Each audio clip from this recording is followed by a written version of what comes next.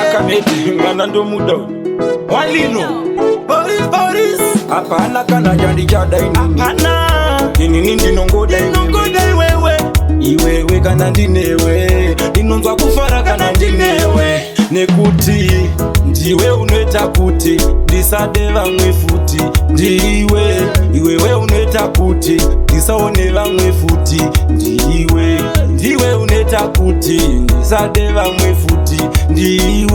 iwewe unoita kuti ndisade mumwe futi kuti nditsvake mumwe ndofunga zvaunondiitira kuti ndichamuwana here mumwe anondiitira zvaunondiitira iwewe unondiitira ndinokupikira inzwa chimbo chandakuimbira udatirorane uzondibikira ndinofara tiri tese paya wakandimundira ndinosvika ndega hapana nondisvikira kunyangwe vakakanda mashoko ndinokuvhikira ndiwe unoita kuti ndisade vamwe futi iwewe unoita kuti ndisaone vamwe futi ndiwe unoita kuti ndisade vamwe futi iwewe unoita kuti ndisade mumwe futi kuti akatoperera ndakutokupengera ndikakuona ndomerera iwewe unopedza ndinoda kukufenza ndisi kukunyebera rega ndikutaurire chokwadi mumwoyo mangu uri mukati muwati ngadirambe takangotsika chepakati